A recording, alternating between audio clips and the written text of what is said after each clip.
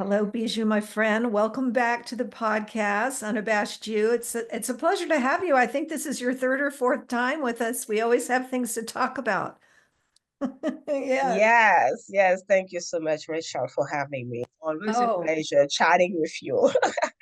oh, Yeah, I'm so happy to be here today. yes. Okay, so let's get to know you in a playful way, and then we'll get to our deep dive.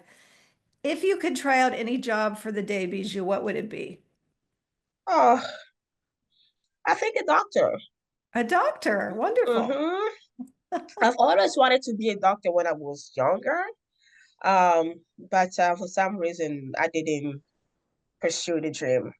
So if I could be someone for a day, I'll be a doctor. Oh, sure. Why not? Yes. Yeah, we And can. you know that moms are naturally doctors. Well, that is true. That is true. Yeah. Moms are naturally doctors. Oh, and the best trip you've ever been on. I was young. I think maybe South Africa. Okay. South Africa was yeah, it was really beautiful. Just to see people with um I was still back in Africa. I was in Congo. We visited South Africa with my mom, and it was beautiful. I have really beautiful memories of South Africa. Oh, that's Yeah. so nice. And that's hmm nice. A memory with your mom and when you Yes. were younger Yes. does really make an impression. hmm That's a good one. Okay. You can have three people over for dinner. Living, they don't have to be alive right now. Who would they be? Gosh, Rachel. I have a full house. So do I do Yes, I that's do I true. do I do I count my children? No. Or someone else. No, somebody else. Okay. At this very moment, I would say my mom, my dad, and probably one of the relatives. Just because of what's going on in the Congo, Right. yeah, I Yeah. will. And we're going to get into that right That now. will be a beautiful surprise for me if Yes. I could spend a day with them. Yes, that would be wonderful. Yes. Listener, Bijou's parents live in Congo, and that is where a lot is going on. And we're going to get into that more in just a minute. Okay. A movie that you've seen recently that you liked it could be at home or in the theaters with your kids that you liked. You liked it. Rachel, I'm not really a movie person, Okay. whether at home or in the movie theater. But I would tell you this, recently I watched Elsa with my daughter. Okay. That Okay. was her first time. I think it was maybe a month ago. That Okay. was her first time watching Elsa. Okay.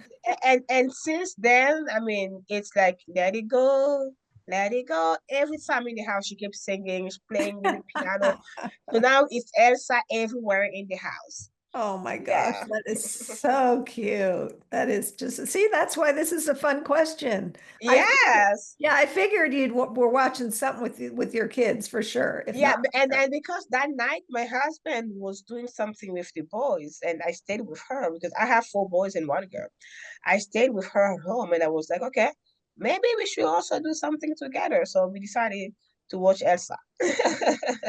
it's so cute. I love it.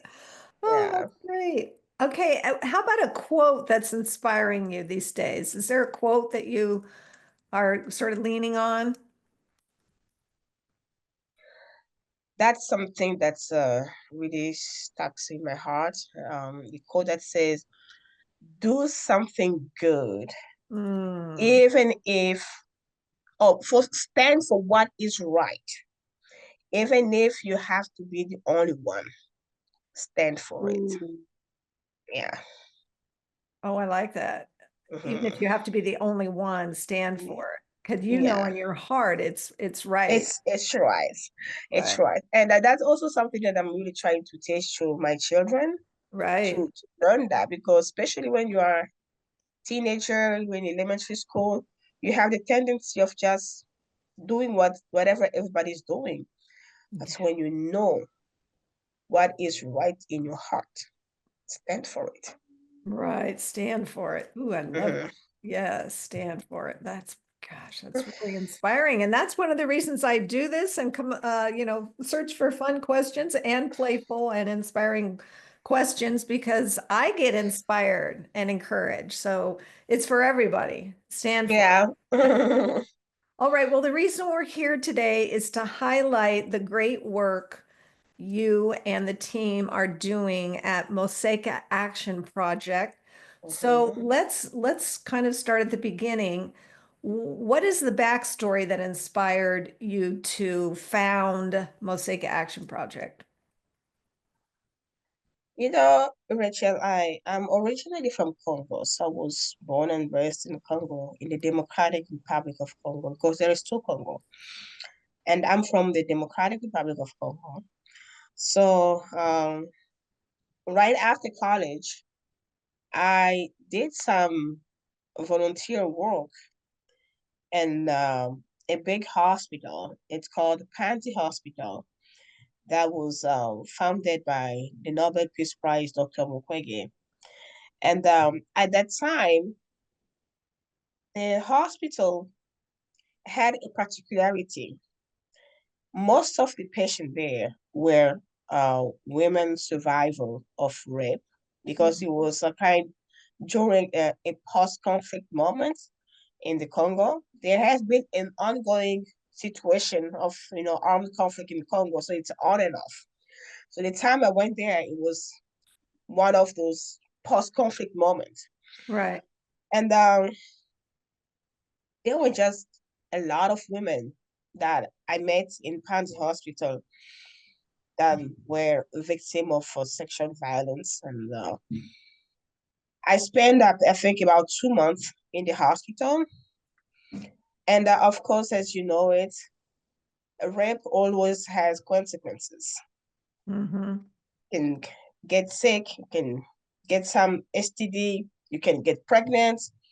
And in the case of Congo, some can die as well. But one thing in particular just really caught my heart was to see those who were having kids. Mm-hmm. There were those kids were children that didn't have any father figure in their lives. So they were just staying there in the hospital to the point that the hospital had to build another center. It was called Maison d'Orcas, where the women could stay with their children for a moment so they could figure out what to do with them. Right. And that's where I was doing my volunteering work to kind of have those Mm. women, yeah, find their ways and to be reinserted in the society. So the children really captured my heart, and I was like, what's the future for those children? What's the future for them? Because number one, they don't have any father figure. Number two, their moms are rejected by the society. Mm. God. Number three, them themselves are also rejected by the society because they are considered as a curse. Ah. So at the end of my volunteering time in Panzi, I left the Congo, I went to France, and then after France, I got married and moved to the United States. But that really stayed in my heart. I knew I had to do something until the day that I started thinking of, and I realized that if nothing is done for those kids, they can be a potential danger for the country. Because, poverty or conflict, it's like a circle. If it's not resolved or if we don't cut off the tide, it's just going to repeat itself. So Ah. those kids that don't have any reference, they don't have, they are not accepted by the society. Most of them, they live with anger Mm. and the resentment in their heart. Easily, they can turn into thief. Easily, they can turn into the next group of rebels. or they can even be enrolled in those rebels group to become a soldier, because most of the time when there is a conflict in Congo, those rebels they use kids as well. Ah, They use kids, yeah. So I figured out that one of the best way to really help to do my part in helping um beyond development of a human being, but to also contribute to peace in my country, mm-hmm. will be to really work with those children So to beautiful. prevent them to become the next generation of rebels. Mm. And that's really something that I felt compared in my heart, that really God put in my heart that I had to do. And that's how Moseka started. That's how Oh, I came with the idea of starting Moseka. Most of the kids that we have are children um, born offsprings of rape, or themselves as being victims. So we have all that. And we try to we also go beyond that. We don't only have the children, but when the child has a mentor or a guardian or a mother, we try to work as well with the mother or the guardian to have that person become economically independent while we are working with the children, providing education. so beautiful. Gosh, Mhm. so beautiful. It's just, yeah. And then this is, the reason that I really wanted to have you on to highlight and spotlight the work that Mosaic is doing. And obviously you can't do it alone. Let's start here. What does Mosaic mean? Moseka, I get this question all the time. Some people ask me, what does Moseka stand for? Moseka doesn't stand for anything. It has a meaning, just like you said. Moseka in the Congolese, it means young, beautiful, but also it means a virgin. Now, naming the organization Moseka is really a way of giving those children a new identity. Oh, oh, so beautiful. It doesn't matter how you came into this world. It doesn't matter what happened to you or to your mom. Trust me, God sees you as a Moseka, as whole, as a virgin. And that's at the moment where you grasp that thought in you, that's the new beginning for you. And that's what we're trying to do with Moseka, just to give them a second chance of a new life. Ah, yes, so beautiful. Oh, oh my gosh. Yeah. Okay.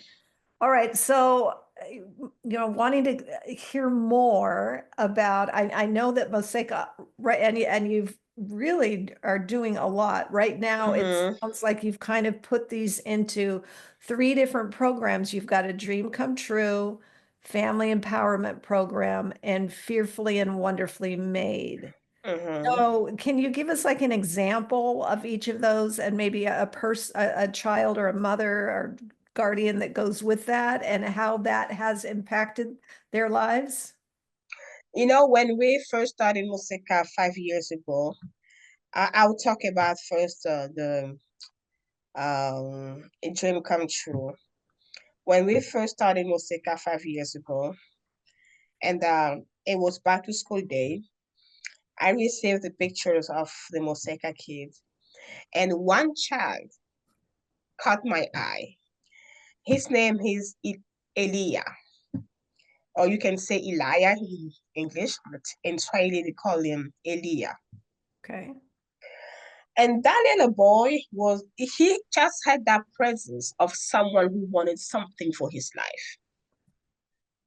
His uniform was well ironed, and he put like a pen in the pocket here, like an executive officer. When I looked at that boy, I was like, this boy will do something with his life. He just need the tools. Right. And I kid you not, Rechelle, this boy has been among the best students we have at Moseka. Oh. Yes, and he always like get good grades, and it's very encouraging. And it's funny because I think 2 or 3 years later, no, I think last year, as we were preparing for Moseka 5th anniversary, we asked all the kids what they wanted to be when they grow up. And that little boy answered and said that he wants to be the next president of Congo. I'm like, okay, dream big, young man, dream big. And I just realized that the feeling that I had about him was correct. He's someone who really he's ambitious. And what I like about Elia, he doesn't take Moseka for granted. Oh, wow. He understands that this is a new beginning for me, and I need to make something out of my life. Oh, that is so beautiful. Gosh. Yes, And I also noticed that his some of his story is on your website, which was I really, think so. I think so. I think so. yes, Yeah. so Yes. Like. inspiring to read about it. Hmm. Okay, what Hmm. about family empowerment program? Yeah, family empowerment program. That's the program for the mom for economic independence. I was saying there is a lady. I think her name is Nabintu because we have so many of them now. But Nabintu was one of our first ladies, and her testimony really touched me. She not only talked about herself, but she also talked about her granddaughter because I Oh, think she's a guardian of a granddaughter who is part of Moseka.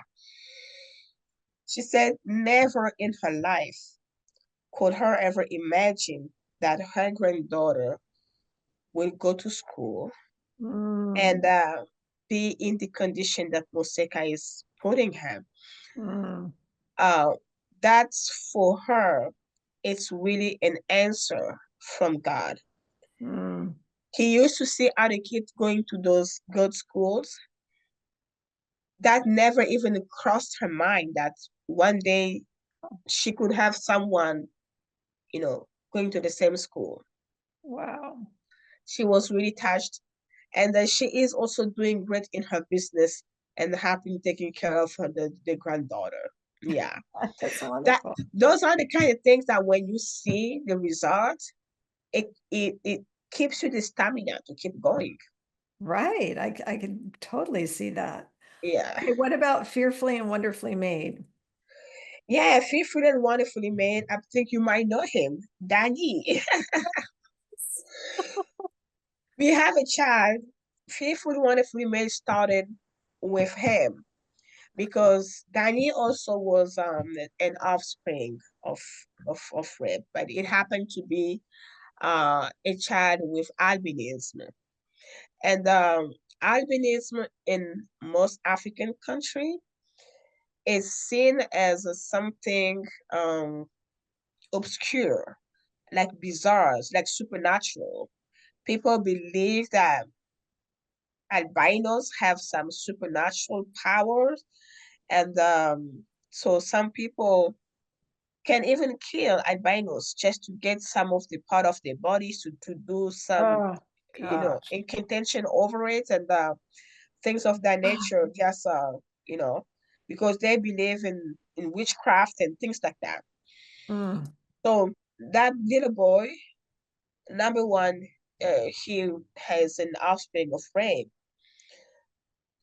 He's not already welcome in the society. And on top of that, being an albino mm-hmm, was really hard.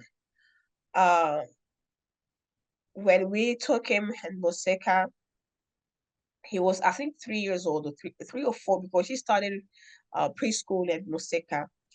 And today, Danny, he's really thriving. He's And what? he's really thriving in life, Danny. Oh, Yes. And then now, today, through Danny, we have many, many other children with albinism that we have in Moseka. that some of them are even adults in different places of Congo that we support through that program. Wow. Yes. It's Oh, just amazing how God can use one person. I mean, I believe through Daniel became a blessing to many other people in his condition without right. knowing. Yeah. Oh, Mhm. that's just so beautiful. I mean, it's so interesting, talking with you. I have two things happening at one time, and that is the absolute heartbreak. And, I just want to you know, rip my garments and cry, the whole sackcloth from biblical days. And then on the other hand, Mhm.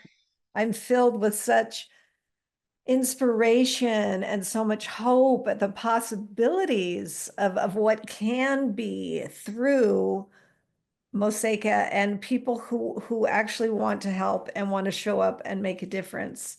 And Mhm. I'm so grateful that, often we feel a nudge or we feel something, but we don't always act on it. We sometimes just go, oh, yeah, but you sort of fantasize or you think, oh, that would be good. But then Mhm. taking that and making it possible, making it happen. And you do that remote. I mean, meaning Mhm. you are not in the Congo, you are Mhm. US and you somehow make it happen. Now, obviously, you have a whole team of people. I'm so curious, one, about your team, like how many people does it take to make this happen? And then how many kids and then moms slash guardians are you able to serve? And then we'll get to the next part of it. Yes, here in the States, I have a team of about 15 volunteers, Wow. all yeah, scattered in America. We all work remotely. We all work remotely. In the Congo, sorry, No problem. in the Congo, I have a team of 7 people that run because we have um 4 centers in the Congo. Oh my gosh. One in Goma, and one in Kamanyola, one in Panzi, and one in Kaziba. Yeah, so and in the Congo, we have a total of 152 kids that we support. Yes, 152 Wow. kids that we support so far. Yeah. Wow. Mhm. Wow. I just had no idea about the numbers. Yeah. That just feels like to me a lot from something you started 5 years ago. Yeah. And I imagine the need is great. So are the 7 people running those 4 centers? Yes. Yes. Wow. Mm-hmm. Wow. Mm-hmm. And is it hard to recruit people to help on that end of things? I There? mean, I think that the hardest part is here in the US because Moseka is a volunteer-based nonprofit. So people need to be willing to give out their time to serve and to give back to the community. And nowadays, it's kind of hard to find people who are equipped and willing to give some of their time. Most of the time, like, oh, I like it, you have a great mission, but I just can't commit. I'm so busy with my work and life, and that's the hardest part. Okay. We do have some position um that still need to be filled, and until now, we can't find anyone. We can't find anyone. So, And that's uh, here in the US, you're having a hard time here, finding somebody? Okay, here. yes, Right. yes, yes. In the Congo, because those who work in the Congo are considered staff. But Yes, here in the US, we are all volunteer, and right, it's right. really hard to find a volunteer willing to commit time, especially for you know a volunteer-based nonprofits. Yeah. Right, right. I Yeah. just mhm. No, no, go ahead, go ahead. No, I just pray and hope that one day we'll be maybe able to have position where we can pay, and I'm sure that day we will not miss anyone. You know, yeah, we will have tons and tons of candidates, but for the moment we are on a mission. This is Right. more of a ministry. To me, Moseka is really a ministry. I we anyone who join Moseka understand that this is a ministry. We're doing this for God, um, serving God through serving people. Basically, that's what it is. Yeah. Right. Beautiful. Okay. So it sounds like one of the biggest challenges, well, here in the US is finding volunteers. And then there Yeah. in Congo, the biggest challenge is, I would imagine, like stability, Increasing number, increasing number increasing numbers. Okay. of children and women because the needs always grows, and especially in this season, I can't even imagine what's gonna happen like next school year. The needs will explode. As we were talking about before, we sort of hopped onto the recording. Mm-hmm. There's been a lot more conflict and a lot more towns have been taken over, is what we were discussing. And Mm-hmm. I don't tend to see that in the news feed. I don't know, yeah, why that's not more widely reported. And I like to say you don't know what you don't know. So if we're not talking about it, if we're not putting it out there, then how is anybody going to know about it? Mm-hmm. Yeah. And that's why I'm really grateful for Unabashed You, because it's the opportunity to get the word out so people can grasp and understand the needs and have an idea of what Moseka really does, because there has been an ongoing armed conflict in Congo for the past 30 years. And Hmm. this year, since December, I think, since December, things has just gone south. It's crazy. The rebel who are now controlling most of the eastern part of Congo, they are becoming stronger and stronger. And as a matter of fact, all our four centers of Moseka are in the towns are really now under the controls of rebels. Oh Uh, no. yeah. So Oh, we are now like dealing with victim um, and dealing with hunger because people have nowhere to buy food, nowhere to, uh, there's not really much business going on out there. Uh, and the level of insecurity is just crazy. It's just crazy. So we are kind of recording numbers every day of incidents that are happening. right. Yeah. So, Mm, but I'm really anticipating like once this, I don't know when, we praying God for a positive outcome that many lives will be spared.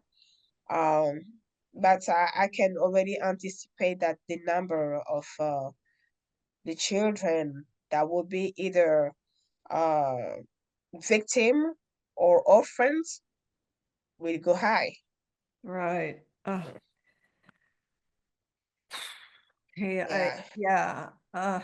I just hardly know what to say. It's like, it's back to the heartbreaking side for sure. Mm-hmm. How can people get involved? People who hear about Mosaica and all the great work being done there, how can they come alongside you to be helpful? I mean, there's so many ways to reach out. They can reach out Rachel. Um, they can reach out to our Facebook or Instagram page or our website, Moseka Action Project.org. Um, send an email. There's so many ways that we can connect so we can all come together and see what we can do. Because I really think that from the moment that people can sit together and think about like, okay, this is happening now. What can we do? Right, right. Finding the people that can sit on the table with you and decide what can we do? What are we putting on the table? I mean, it's hard, but when it's happened, it's beautiful because we understand that we are on a mission. Yes, And Winnie Moseka is open to anyone who has the heart to serve those in need, especially victims, to reach out to join us. We're going to have a great conversation and see how we can be the hands and feet of Jesus. right. It's Mhm. beautiful. Yeah. Oh, okay. So we found all, oh, well, you mentioned all the ways you can, Mosaic can be found, and I will be sure and include that. And is there anything else you want to say before we wrap up here? Um, Thank you, Rachel, because this is like you said, this the Congo issue is not really covered that much in the media. Um, and having the opportunity to sit down and talk about Congo, I know even if it's just two people, three, four, five who listen to this podcast, they will understand and know what's happening in the Congo. Right. Because change has to start with one person, you know, Oh, getting the word out, and that person can also bring another person, and the other oh, person bring another person, and so on. A lot of people are more interested in what they can get from Congo in terms of minerals, but mm, not much about what can we do, right, because Congo has a lot to offer to the world. But what can the world offer to Congo so we can have that peace? right. And